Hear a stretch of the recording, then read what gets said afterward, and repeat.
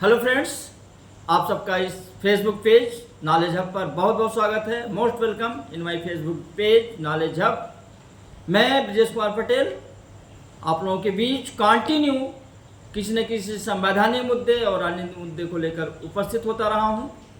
और इस बीच हम लोग एक ऐसी चर्चा कर रहे हैं जिसमें हम लोग देख रहे हैं कि जो भारत का वर्तमान राजनीतिक परिदृश्य है उसमें भारत के जो राजनीतिक दल हैं, पॉलिटिकल पार्टीज हैं, उनकी सिचुएशन क्या है, उनकी दशा क्या है। और इसी क्रम में हम लोग पहले देखें कि जो पार्टियां कभी राष्ट्रीय राजनीतिक दल थी या वर्तमान में राष्ट्रीय राजनीतिक दल हैं उन पर फोकस कर रहे थे। और इसी क्रम में हम लोग जनता पार्टी को जानने की कोशिश कर रहे हैं। जनता पार्टी के बारे में हम लोग डिस्कस कर चुके हैं। जनता पार्टी के बड़े नेता मोरारजी देसाई और चौधरी चरण सिंह के बारे में भी चर्चा हो चुकी है। और 1977 का वह जो समय था जिस समय भारत में क्रांतिकारी परिवर्तन हुआ, आज़ादी के बाद से एक ही पार्टी का एक छत्र राज था और वो मिथक 1977 में टूटा। तो उसके पीछे किन किन नेताओं का योगदान था और किस प्रकार की रणनीति बनी, कौन कौन से नेता शामिल थे, कौन कौन सी पार्टियां थी और जो जनता पार्टी के रूप में सामने आई। तो आज हम लोग बहुत बड़े समाजवादी नेता, सोशलिस्ट पार्टी के दिग्गज नेता जॉर्ज फर्नांडीज के बारे में हम लोग चर्चा करेंगे, उनके बारे में जानने की कोशिश करेंगे और उनको योगदान को समझेंगे। भारतीय राजनीति में उन्होंने किस प्रकार का योगदान दिया, क्या क्या उन्होंने सुधार किए, क्या क्या परिवर्तन किए। देखिए, जब राष्ट्रीय आंदोलन चल रहा था, सबने अवज्ञा आंदोलन शुरू हो चुका था और 1934 में आचार्य नरेंद्र देव, राम मनोहर लोहिया, जयप्रकाश नारायण आदि के द्वारा कांग्रेस के अंदर ही एक समाजवादी दल का गठन किया गया। और बाद में इसी समाजवादी दल से, इसी सोशलिस्ट पार्टी से जॉर्ज फर्नांडीज जी भी जुड़ते हैं। तो पहले हम लोग जान लेते हैं कि उनका जन्म कब हुआ। तो जॉर्ज फर्नांडीज का जन्म 3 जून 1930 ईस्वी को हुआ था और वो क्षेत्र था मैसूर प्रांत जो कि दक्षिण में है था और बाद में वो कर्नाटक बन गया। जैसे जैसे इनकी उम्र बढ़ी, शिक्षा दीक्षा इनकी हुई और युवा अवस्था आते आते ये मुंबई पहुंच गए और वहां पर बहुत सारी जो ट्रेड यूनियन थी उनके संपर्क में आ गए। और जिसका ये नतीजा हुआ कि समाजवादी विचारधारा से जुड़ते चले गए और पूंजीवाद के धुर विरोधी हो गए। इसी बीच भारत को स्वतंत्रता मिल जाती है, भारत गणतंत्र बन जाता है और 1952 ईस्वी में जो किसान मजदूर प्रजा पार्टी है, आचार्य कृपलानी द्वारा जिसका गठन किया गया था, अच्युत पटवर्धन, और जो कांग्रेस समाजवादी दल था, दोनों आपस में मर्ज होते हैं और 1952 में एक नया दल आता है, प्रजा सोशलिस्ट पार्टी। उसके मेंबर होते हैं जॉर्ज फर्नांडीज और 1955 में किसी कारणवश ये पार्टी छोड़ करके फिर से सोशलिस्ट पार्टी बना लेते हैं और लगातार समाजवादी गतिविधियों से जुड़े रहते हैं। और जब 1967 का वह समय आता है कि जिस समय कांग्रेस में अंदरूनी कला, गुटबाजी दिखाई पड़ती है, केंद्रीय नेतृत्व कमजोर होता है, जिसके कारण राज्यों में भी कांग्रेस की स्थिति खराब हो रही है। और इसी समय आम चुनाव भी होता है लोकसभा का, 16 राज्यों में भी विधानसभा चुनाव होते हैं और जिनमें से उत्तर प्रदेश भी शामिल है। और इसी समय जो चौधरी चरण सिंह कांग्रेस के सदस्य हुआ करते थे, विद्रोह करते हैं और अपनी वो पार्टी बनाते हैं भारतीय क्रांति दल और जो जॉर्ज फर्नांडीज हैं, उनकी जो सोशलिस्ट पार्टी है, सभी लोग मिलीजुली सरकार का गठन करते हैं और 1967 में समाजवादी सरकार का गठन होता है। और इसी 1967 में जॉर्ज फर्नांडीज पहली बार लोकसभा का चुनाव मुंबई दक्षिण से लड़ते हैं और वहां से एस.के. पाटिल जो कांग्रेस के बड़े नेता हैं, उनको हार का सामना करना पड़ता है और जीत करके जॉर्ज फर्नांडीज लोकसभा पहुंचते हैं। और इसके बाद लगातार इनकी जो राजनीतिक पकड़ है मजबूत होती जाती है। और 1974 में जब भारतीय क्रांति दल का गठन होता है चौधरी चरण सिंह के द्वारा, कई पार्टियां आपस में मर्ज होती हैं, तो उसमें जॉर्ज फर्नांडीज भी हैं, उनका गुट भी है। और 1974 में जो भारतीय लोकदल का गठन हो रहा है, कई पार्टियां उसमें मर्ज हुई। और 1974 में पूरे भारत में रेलवे की हड़ताल होती है। उस समय ऑल इंडिया रेलवे कर्मचारी संघ के अध्यक्ष हैं जॉर्ज फर्नांडीज, उनके नेतृत्व में पूरे भारत में रेलवे की हड़ताल चलती है। दौर आता 1975 का। कांग्रेस के धुर विरोधी जॉर्ज फर्नांडीज हैं, इंदिरा गांधी की नीतियां उन्हें पसंद नहीं हैं।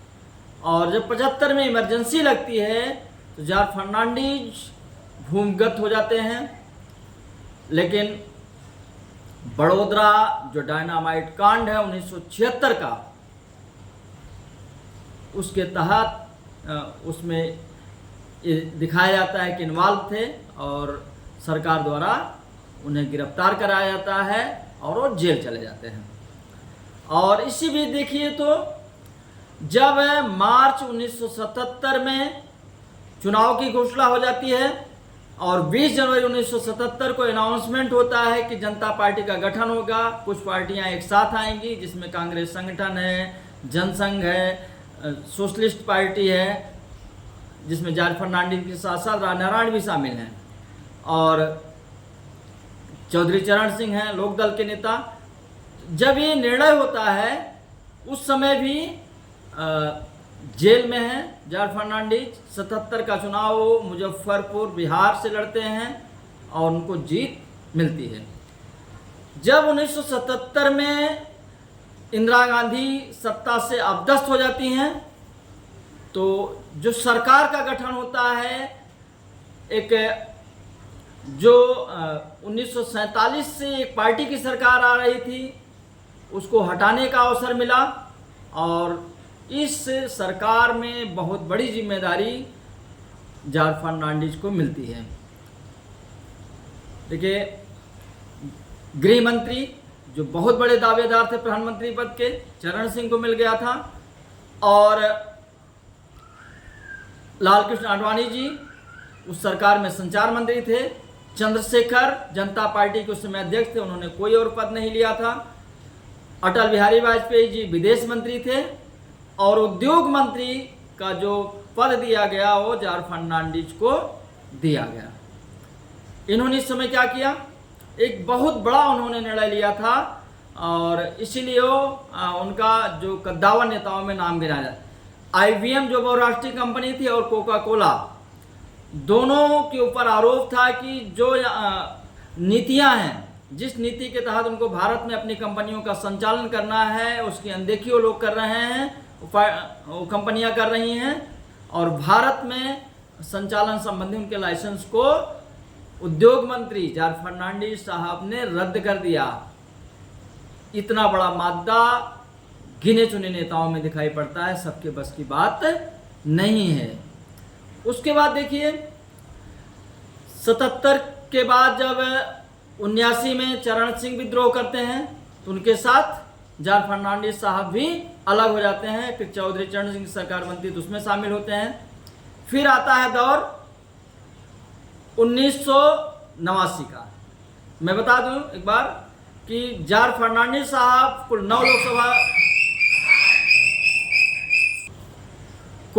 9 लोकसभा चुनाव लड़े और लगभग 30 वर्ष से ज़्यादा तक वे लोकसभा के सदस्य रहे और 2009 से 10 तक वे राज्यसभा के सदस्य रहे। अल्जाइमर नामक बीमारी से ग्रस्त होने के कारण फिर उन्होंने सक्रिय राजनीति छोड़ दी और 29 जनवरी 2019 को उनकी डेथ हो जाती है और अगले वर्ष 2020 में उनको मरणोपरांत पद्म विभूषण से विभूषित भी किया जाता है। तो मैं बात कर रहा हूँ 1989 की, जब 1988 में 11 अक्टूबर को जयप्रकाश नारायण की जो पुण्यतिथि है, जयप्रकाश नारायण की जयंती के अवसर पर